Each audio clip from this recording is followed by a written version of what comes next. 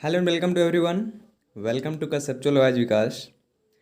तो बच्चों, हम लोग अभी अपना 8 चैप्टर कंप्लीट कर चुके हैं और इस वीडियो में हम लोग अपना नेक्स्ट चैप्टर पढ़ने जा रहे हैं जिसका नाम है आंकड़ों का प्रबंध। तो इसमें सबसे पहले हम लोग जानेंगे आंकड़ा के बारे में कि आंकड़ा क्या होता है। ठीक है बच्चों, जैसा कि नाम है चैप्टर का कि आंकड़ों का प्रबंध, तो हम लोग को जानना चाहिए कि आंकड़ों मतलब क्या होता है। प्रबंध मतलब तो कोई चीज़ को व्यवस्था करना, ठीक है, लेकिन आंकड़ा क्या होता है। तो बच्चों देखो, आप डेली स्कूल जाते होगे, ठीक है ना। तो सबसे पहले सर क्या करते हैं, एक रजिस्टर लेकर आते हैं और सभी विद्यार्थियों का अटेंडेंस बनाते हैं कि नहीं। तो वो क्या करते हैं, वो प्रतिदिन कौन बच्चा आया कौन बच्चा नहीं आया उसका जानकारी यानी उसका एक आंकड़ा एकत्रित करते हैं, ठीक है। उसी प्रकार आप लोग देखते होंगे कि टेस्ट अथवा परीक्षा के बाद आपको जो अंक मिलता है वो क्या होता है, आंकड़ा होता है कि आपको मैथ में कितना नंबर आया, इस सब्जेक्ट में कितना नंबर आया, ठीक है ना। तो ये सब आंकड़ा है। इसके अलावा जब आप क्रिकेट मैच तो देखते ही होगे, देखते हो ना कैसे, जब खिलाड़ी सब खेलता है तो कौन कितना रन बनाया, कौन बॉलर कब आउट हुआ, ठीक है। तो ये सब चीज़ का बार बार टीवी पे दिखाता रहता है कि नहीं। तो वही सब क्या है, आंकड़ा है। और उसी आंकड़ा को जब एक साथ व्यवस्थित कर दिया जाता है, एक एक क्रम में व्यवस्थित कर दिया जाता है, सजाया जाता है, तो इसी को हम लोग कहते हैं आंकड़ों का प्रबंधन। तो बोलो, आप लोग को चैप्टर में समझ में आया कि क्या पढ़ने वाले हैं। एक एग्जाम्पल के लिए आप लोग अपने स्क्रीन पे देखो, ये देखो यहाँ पे क्या है। इसमें आपको दिख रहा होगा कि दो आंकड़ा यहाँ पे आपको दिया गया है। पहले आंकड़ा में लिखा हुआ है गेंदबाजों का नाम, ओवर, मेडन ओवर, दिए गए रन, ठीक है, लिए गए विकेट। देख रहे हो ना, ये हमको आंकड़ा है। इसमें 4 गेंदबाज का नाम है, ABCD।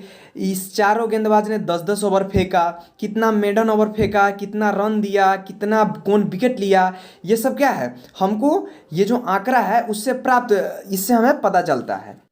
उसी प्रकार आपको दूसरे आंकड़ा में क्या दिया हुआ है, बल्लेबाज का नाम, कि उस मैच में EFGH 4 बल्लेबाज था। ई ने 45 रन मारा और उसने 62 गेंद खेला और कितना समय तक क्रीज पर खेला, तो 75 मिनटों में। देखते हो यहाँ पे दिया हुआ है समय मिनटों में। तो ये सब क्या है, खेल के दौरान एकत्रित हुई आंकड़ा को यहाँ पे व्यवस्थित किया गया है। तो इस चैप्टर में हम लोग ऐसे ही आंकड़ा को इकट्ठा करके और कैसे अच्छे से उसे निरूपित करते हैं उसी के बारे में सीखना है। इसीलिए इस चैप्टर का नाम है आंकड़ों का प्रबंधन, ठीक है। तो इससे अब हम बोल सकते हैं कि आंकड़े संख्याओं के वे संग्रह हैं जो कुछ सूचनाएं देने के लिए एकत्रित किए जाते हैं। चलो एक और एग्जाम्पल लेके देखते हैं, ठीक है। तो एक बार की बात है, विद्यार्थियों लोग का पिकनिक का समय आता है, तो सब लोग पिकनिक पे जाते हैं, ठीक है। पिकनिक पे जाने के बाद वहाँ पे बहुत सारे बच्चे रहते हैं। तो सुबह का नाश्ता का समय आता है, तो नाश्ता में सभी को फल दिया जाना रहता है, ठीक है। शिक्षक द्वारा सभी बच्चों को फल दिया जाना रहता है। तो हमारे पास कौन कौन फल है, तो केला है, सेब है, संतरा है और अमरूद है। लेकिन हमारे पास तो एक परेशानी है कि कौन बच्चे को कौन से फल चाहिए, ठीक है। तो उसमें से एक बच्चे को कहा जाता है कि आप किस बच्चे को कौन सा फल पसंद है उसका एक आंकड़ा एकत्रित कीजिए, ठीक है। तो वह बच्चा आंकड़ा को कुछ इस प्रकार प्रदर्शित करता है।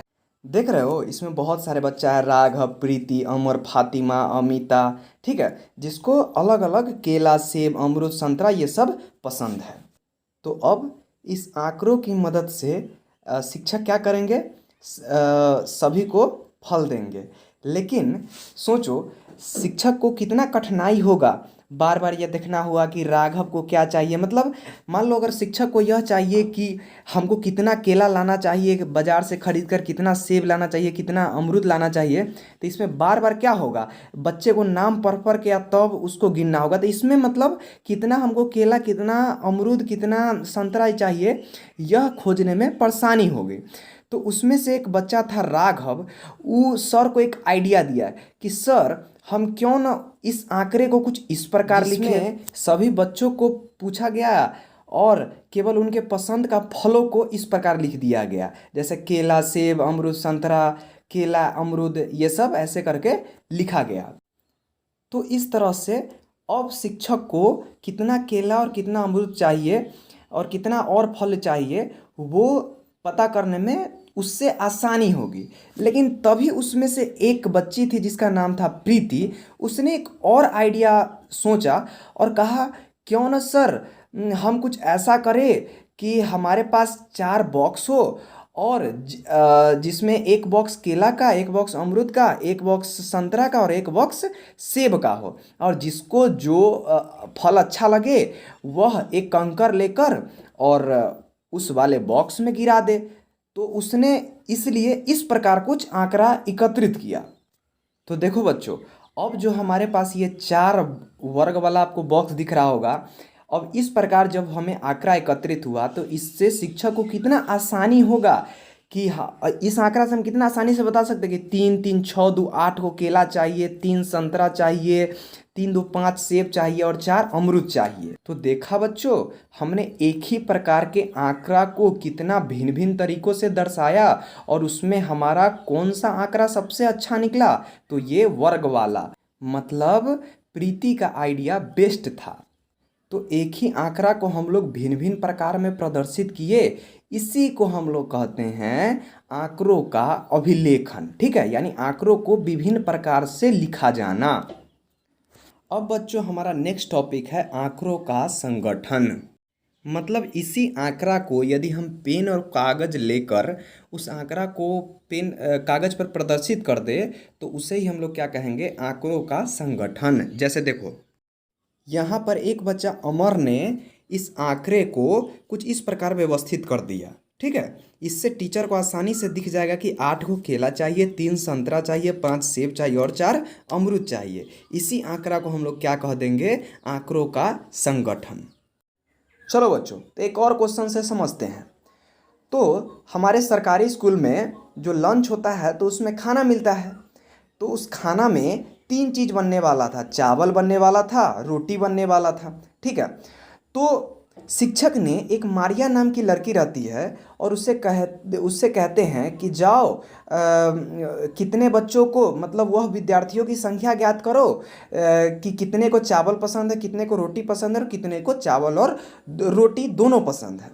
तो मारिया बेचारी क्या करती है, एक कागज और एक कलम लेती है और एक तरफ 2 कॉलम बनाती है, जिसमें एक में लिखती है भोजन रुचि और दूसरा में लिखती है विद्यार्थियों की संख्या। और उसमें भोजन रुचि में क्या क्या लिखती है, केवल चावल, केवल रोटी और चावल और रोटी दोनों। ठीक है, तो ये तो भोजन रुचि वाली कॉलम बना लिए। और दाहिने साइड क्या बनाई, विद्यार्थियों की संख्या। तो वो सभी विद्यार्थियों से पूछती है कि आपको क्या पसंद है। तो जो बोला चावल तो उसके लिए एक लकीर मारिया पार देती है, जो बोला रोटी तो रोटी के सामने एक लकीर मारिया पार देती है। तो इस प्रकार से वह यह डाटा को एकत्रित करके शिक्षक के पास देती है। तो इससे सर काफ़ी खुश तो होते हैं, लेकिन मारिया ने जो इतनी सारी लकीर पार दी है तो शिक्षक को गिनने में थोड़ी सी कठिनाई हो रही है। तो इसे देखते हुए सर ने एक अन्य विद्यार्थी उमेश को यह काम सौंपा।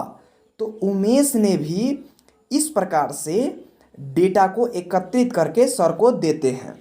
इसमें उमेश क्या करता है, उसी प्रकार पहले भोजन रुचि लिखता है, फिर विद्यार्थियों की संख्या लिखता है। ठीक है, तो भोजन रुचि में उसी प्रकार केवल चावल, केवल रोटी और चावल रोटी दोनों लिखता है। लेकिन इस बार क्या करता है, वह पहले लकीर तो पार लेता है, लेकिन इसके बाद क्या करता है, जब भी कि जैसे चावल वाला या रोटी वाला या फिर चावल रोटी दोनों कोई भी के सामने यदि 10 लकीर आ जाते हैं तो वो उसको घेर देता है। ठीक है, देखो पहला चावल वाला में भी घेरा हुआ है, रोटी वाला में घेरा हुआ है और चावल रोटी दोनों वाला में भी घेरा हुआ है। और इसके दाहिने साइड वह संख्या लिख देता है 17, 13, 20। ठीक है, और देखो तो इससे क्या हुआ, शिक्षक को संख्या भी दिख गया कि कितने बच्चे को चावल पसंद है, कितने बच्चे को रोटी पसंद है।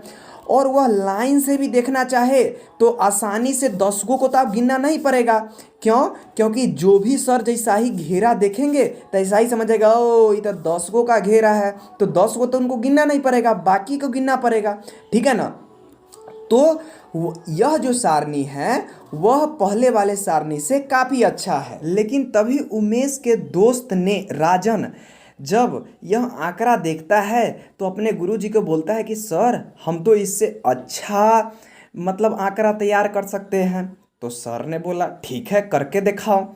तो राजन ने कुछ इस प्रकार से आंकड़ा को तैयार किया। तो दोनों आंकड़ा लगभग लगभग सेमे था, लेकिन इस बार राजन ने क्या चतुराई दिखाई कि वहाँ पर 10-10 का वो गोला बनाया था और यहाँ पर इस राजन ने क्या किया 5-5 का गोला बनाया।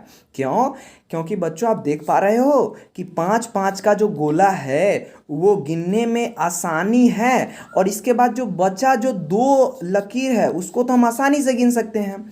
याद करिए उमेश वाले में क्या था 10 था और बाकी को ऐसा ही छोड़ दिया था। तो बाकी जो 7 लड़के का बचा हुआ था, मतलब 17 था तो एगो 10 का था एगो 7 का था, तो बाकी जो 7 का बचा हुआ था उसको गिनने में तो सर को यहाँ पे कठिनाई होती। लेकिन इस आंकड़ा में 5-5 लेने से हमारा जो बचता हुआ बच्चों की संख्या वो क्या है 2 है 3 है या 4 हो सकता है, तो वो सब गिनने में उससे काफ़ी आसानी होगी।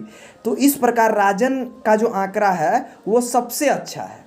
अब अंत में सर ने सभी बच्चों को शाबाशी दिया और अंत में कैसे आंकड़े को पेज पर दर्शाया जाता है उसका तरीका उन्होंने कुछ इस प्रकार बताया, जिसमें पहला तो भोजन रुचि सेम था, केवल चावल केवल रोटी और चावल और रोटी दोनों।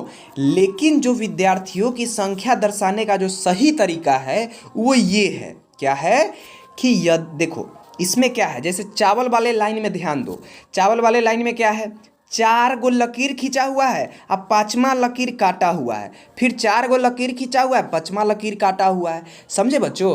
तो जो हमारा सही तरीका होता है ये होता है, ये जो तो ठीक है ना। तो ये जो तरीका होता है इसको हम लोग बोलते हैं मिलान चिन्ह, इंग्लिश में बोलते हैं टैली मार्क। ठीक है? तो ये क्या तरीका है कि अगर कोई 4 चीज़ होगा तो उसको 4 लाइन से दिखाएंगे, लेकिन जैसा ही 5वां चीज़ होगा तैसा ही 5वां चीज़ दिखाने के लिए काट देंगे। तो ये 5 हो गया। ठीक है? फिर 6ठा चीज़ आएगा फिर एक लाइन पारेंगे, 7वां आएगा फिर एक लाइन पारेंगे, 8वां आएगा फिर एक लाइन, 9वां आएगा फिर एक लाइन, जैसा ही 10वां आएगा वैसा ही इसको हम काट देंगे। ठीक है? उसी प्रकार आगे करेंगे, उसी प्रकार आगे करेंगे। तो देखो यहाँ पे 5 5 5 और फिर 2। ठीक है? तो 5 5 10 5 15 2 17। तो इस प्रकार से हम लोग क्वेश्चन को सॉल्व करते हैं, मतलब जो हमारा आंकड़ा दिया रहता है उसको दर्शाते हैं। तो हमको परीक्षा में कैसे बनाना है बच्चों? ऐसे। ठीक है? चलो बच्चों एक और क्वेश्चन लेते हैं। ये क्वेश्चन क्या है कि किसी क्लास में जो जितने बच्चे आते हैं वो सब जूता पहन के आते हैं, तो सभी के जूते का नंबर का आंकड़ा यहाँ पे आपको दिया गया है। ठीक है? और आपको क्या करना है, आपको मिलान चिन्ह की सहायता से इन आंकड़ों को प्रदर्शित करना है। तो हम लोग कैसे करेंगे? तो देखो इस प्रकार हम लोग मिलान चिन्ह की सहायता से आंकड़ा को दिखाएंगे, जिसमें पहला क्या लिखेंगे जूतों का नाप, जैसे किसी का 4 है 5 है 6 है 7 है 8 है। फिर दूसरा में लिखेंगे मिलान चिन्ह, तो 4 जिसका नंबर है कै गो है, तो देखो 4 वाले 5 गो है, तो 5 गो को दिखाने के लिए क्या करते हैं 1 2 3 4 और 5वां को काट देते हैं। और इधर विद्यार्थियों की संख्या है तो विद्यार्थियों की संख्या लिखेंगे 5। ठीक है? उसी प्रकार 5 जिसके जूतों का नाप उसमें विद्यार्थियों की संख्या कितना है 8, तो 8 को मिलान चिन्ह की सहायता से कैसे दिखाएंगे, पहले लिखेंगे 1 2 3 4 और 4 के बाद काट देंगे तो 5 हो जाएगा, फिर लिखेंगे 6 7 8। ठीक है? उसी प्रकार 6 में देखो 6 में विद्यार्थियों की संख्या कितना है 10। ठीक है?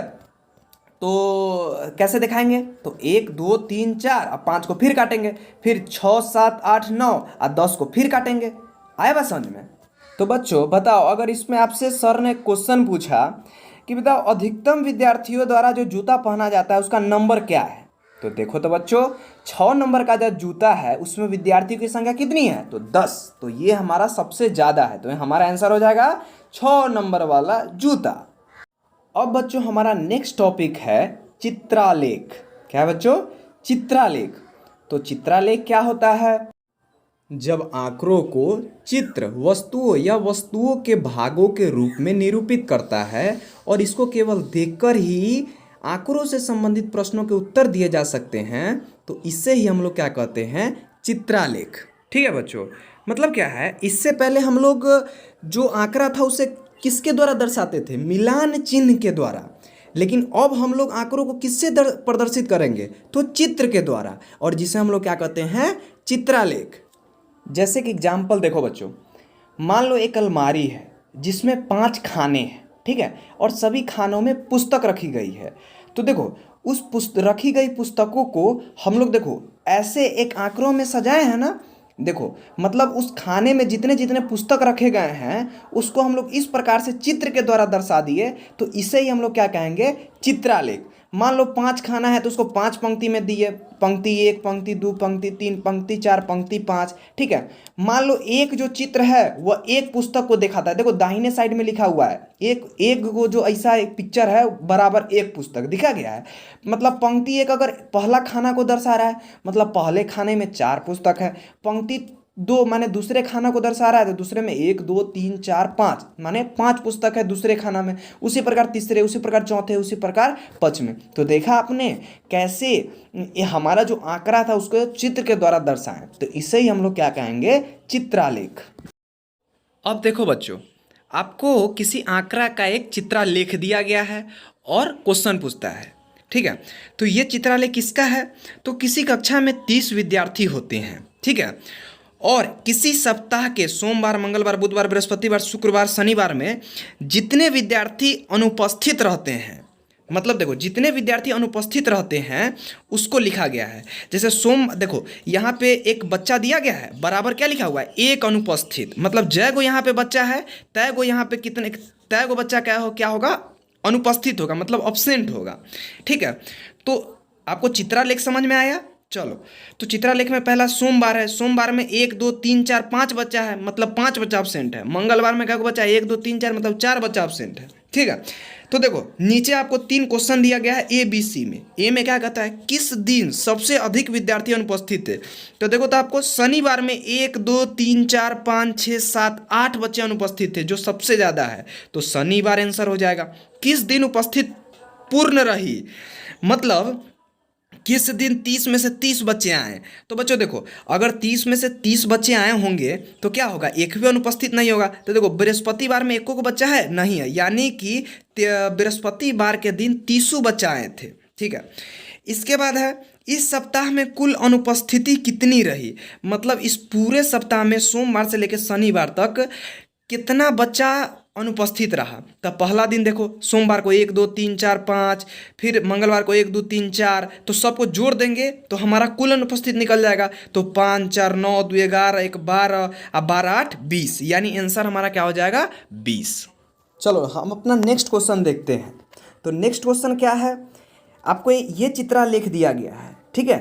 इस चित्रालेख, ये किसका चित्रालेख है? तो देखो किसी मोहल्ले के व्यक्तियों द्वारा पसंद किए गए फ्रिज है ना की सूचना है इस चित्रालेख में, ठीक है। तो ये चित्रालेख किसका है कि किसी मोहल्ले में कितने व्यक्ति किस रंग का फ्रिज पसंद करते हैं, उसका ये चित्रालेख है। देखो यहाँ पे जो एगो फिगर है उसका मतलब क्या है? 10 व्यक्ति। देखो इसके दाहिने साइड में दिया गया है, ठीक है। एगो चित्र का मतलब कितना व्यक्ति है? 10 व्यक्ति, ठीक है। तो चित्रालेख के मदद से हम लोग क्या बता सकते हैं कि उस मोहल्ले में नीले रंग का जो फ्रिज पसंद करने वाले व्यक्तियों की संख्या कितना होगा? तो 1, 2, 3, 4, 5, यानी 1 का मतलब 10, तो 5 का मतलब है 50, मतलब 50 व्यक्ति नीला रंग का फ्रिज पसंद करते हैं। उसी प्रकार हरा रंग का देखो 4 है, तो 1 का मतलब 10, तो 4 का मतलब 40।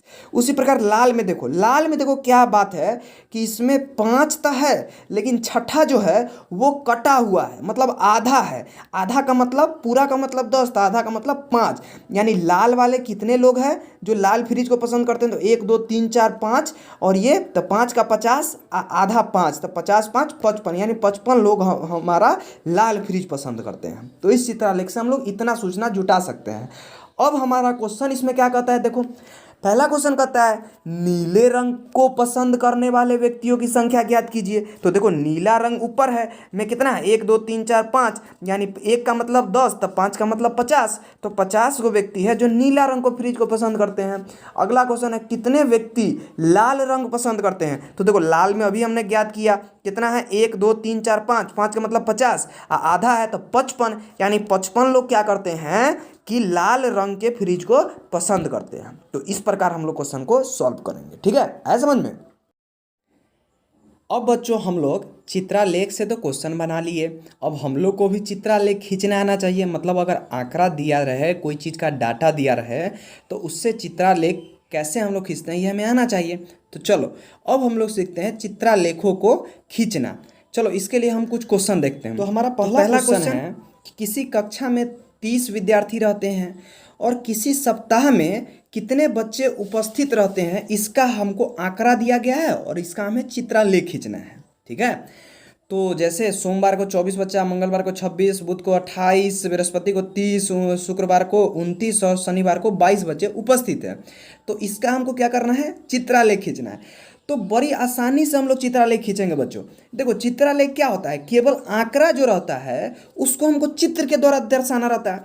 मतलब दिन तो सेम रहेगा, मतलब सोमवार, मंगलवार, बुधवार, बृहस्पतिवार, शुक्रवार, शनिवार ये तो सेम रहेगा, बस बदल क्या जाएगा, 24 के जगह पे हम कोई फोटो से दिखा देंगे, ठीक है। तो फोटो से कैसे दिखाएंगे, तो देखो बच्चों, जैसा कि हमने कहा कि दिन तो सेम रहेगा, सोमवार, मंगलवार, बुधवार, बृहस्पतिवार, शुक्रवार, शनिवार, बस बदलेगा क्या, विद्यार्थियों की जो संख्या वाला कॉलम है उसमें केवल हमको चित्र से दिखाएंगे, ठीक है। तो ये जो आपको चित्र दिख रहा है इसमें हम लोग आदमी का चित्र लिए हैं। और देखो एक आदमी, जैसे हमारा उपस्थिति कितना है, 24 26 ही सब है ना, तो हम लोग क्या करते हैं, अब ध्यान से देखो। तो देखो बच्चों, हम लोग ऐसा आदमी आपको चित्र में ऊपर दिख रहा होगा, यहाँ पे ये सब है कि नहीं। तो हम लोग ये देखो, हम लोग लिख लेंगे कि माना कि ये बराबर 1 और ये बराबर 2, ठीक है, फिर ये बराबर 3, फिर लिखेंगे माना कि ये 3 और 1 4, और फिर लिखेंगे ये बराबर 5। तो अब समझे आप लोग। तो इसका एगो जो पूरा आदमी वो कितना को दिखा रहा है, 5 को। तो 5 5 10, 5 15, 15 5 20, अंतिम वाला को देखो कै गो है, एगो मूरी 1, 2 गो हाथ 2, एक 3, एगो टांग 4, यानी 20 और 4 24। तो सोमवार को 24 दिखा दिए। उसी प्रकार यहाँ पे देखो मंगलवार को कितना, 5 25, और ये एगो को दिखाता है तो 25 1 26। तो इस प्रकार से हम लोग चित्र के द्वारा आसानी से दिखा देंगे, आया समझ में। चलो एक और एग्जाम्पल लेते हैं। तो एक और आपको आंकड़ा दिया कि ये आंकड़ा क्या है, कोई बल्ब का दुकान है, ठीक है, और वह 4 महीने में उसके दुकान से कितना बल्ब बिका, मान लो उसका आंकड़ा दिया है और इसका आपको चित्रालेख खींचना है। तो हम लोग इसका चित्रालेख कुछ इस प्रकार खींचेंगे, ठीक है। ध्यान से देखो, इसमें क्या है, ऊपर देख लिया गया है कि माना कि ये जो एक बल्ब है वो 10 बल्ब को निरूपित करता है, ठीक है। तो जनवरी में हम 2 बल्ब खींच दिए 20 के लिए, फरवरी में हम लोग 2 बल्ब खींच दिए 20 के लिए, आई जो 26 जो है वो क्या है, 25 के लगभग करीब है, तो एगो आधा बल्ब खींच दिए, तो ये हो गया 25 बल्ब। मार्च में 30 बल्ब है तो 3 गो बल्ब खींच दिए। अप्रैल में 34 बल्ब है तो 35 के करीब है, तो 3 गो को 30 गो बल्ब, आधा दे दिए, आधा बल्ब का मतलब 5 गो बल्ब, तो 34 या 35, ठीक है। तो इस प्रकार से हम लोग इस क्वेश्चन को सॉल्व किए। अब बच्चों हम लोग को पढ़ना है दंड आलेख की व्याख्या, ठीक है।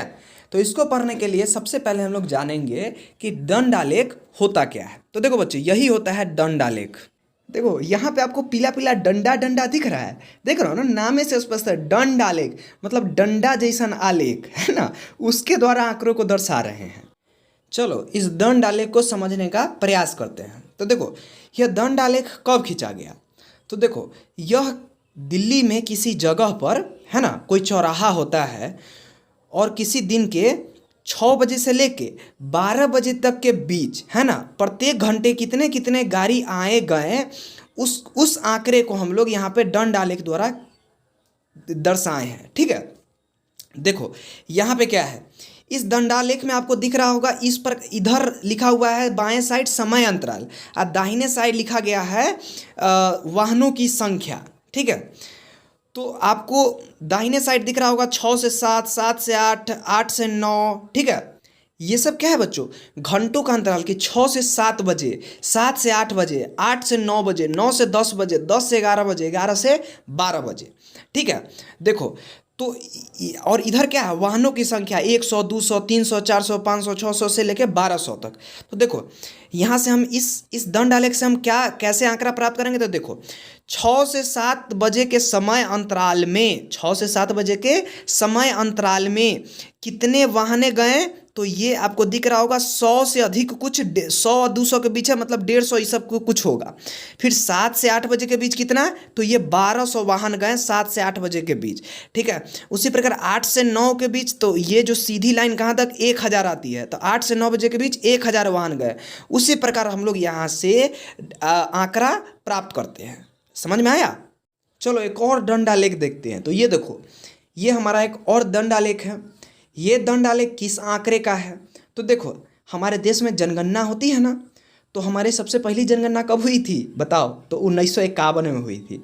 तो 1951 से लेकर 2001 तक हमारे देश की जनसंख्या कैसे बढ़ा कैसे घटा, उसका ये दंड आलेख है। इसमें देखो बाएं साइड क्या है, भारत की जनसंख्या करोड़ों में, और नीचे क्या है वर्ष, मतलब नीचे आपको वर्ष दिया गया है 1951 के जनगणना, 1961 की जनगणना, 1971 की जनगणना। ठीक है, तो देखो इसमें सबसे पहला क्या है 1951। तो 1951 में एक दंड आलेख कहाँ तक खींचा हुआ है, ये 30 और 40 के बीच है। देखो तो 30 और 40 के बीच कुछ 30 से 40 से बीच कितना करोड़ होगा, 31, 32, 33, 34, 35 करोड़ होगा। तो कितना करोड़ होगा इसको दिखाने के लिए यहाँ पे 36 लिख दिया गया है कि 36 करोड़, यानी 1951 में भारत की जनसंख्या कितनी थी, तो 36 करोड़। ठीक है बच्चों, उसी प्रकार 1961 में हमारी जनसंख्या कितनी थी। देखो ये दंड आलेख अगर केवल रहता ही 44 न लिखल रहता, तो ये तो हम बता करते कि 50 से 40 करोड़ के बीच कुछ होगा, 41, 42, 43, 44 करोड़। लेकिन 1 करोड़ से सोचो कितना आंकड़ा में उलटफेर हो जाता। इसीलिए एकदम यहाँ पे 44 दर्शा दिया गया है कि यह 50 से 40 के बीच तो है, लेकिन पूरा कितना है, तो 44 करोड़ है। ठीक है, तो ये आपको दंड आलेख समझ में आया। चलो अब कुछ क्वेश्चन करके देखते हैं। तो आपको ये दंड आलेख दिख रहा होगा, ये किसका दंड आलेख है, तो किसी स्कूल के किसी कक्षा विशेष के लिए ये दंड आलेख दिया गया है, जिसमें एक तरफ क्या दिया गया है, विद्यार्थियों की संख्या, और नीचे दिया गया है वर्ष। आया बात समझ में, मतलब किस वर्ष विद्यार्थियों की संख्या कितनी थी उसका यह दंड आलेख खींचा गया है। ठीक है, तो चलो ये दंड आलेख आपको समझ में आया। चलो तो इससे हम लोग क्वेश्चन करते हैं। ठीक है, पहला क्वेश्चन क्या कहता है, इस आलेख का पैमाना क्या है। तो देखो पैमाना ऊपर लिखा गया ना, 1 इकाई लंबाई बराबर क्या 10 विद्यार्थी। तो यही हमारा क्या है पैमाना, कि 1 इकाई लंबाई बराबर 10 विद्यार्थी। ठीक है, ये आंसर हो गया। दूसरा क्वेश्चन है, प्रत्येक वर्ष स्कूल में कितने नए विद्यार्थी प्रवेश हुए, मतलब प्रवेश पाते हैं।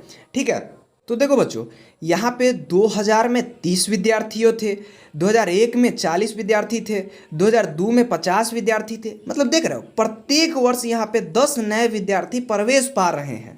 तो इसका आंसर क्या हो जाएगा 10। फिर सी नंबर हमारा क्वेश्चन क्या कहता है, क्या वर्ष 2003 में विद्यार्थियों की संख्या वर्ष 2000 के विद्यार्थियों की संख्या की दुगनी है। तो 2001 में विद्यार्थियों की संख्या है 30 और 2003 में विद्यार्थियों की संख्या है 60। तो 30 दूना 60। तो सी का आंसर क्या हो जाएगा, हाँ 2003 में विद्यार्थियों की संख्या वर्ष 2000 के विद्यार्थियों की संख्या से दुगनी है।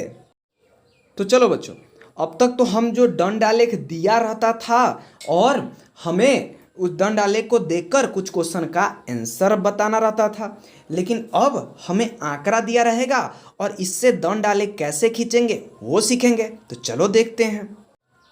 तो देखो ये हमारा पहला क्वेश्चन है। ये आंकड़ा देखकर आपको कुछ याद आ रहा है?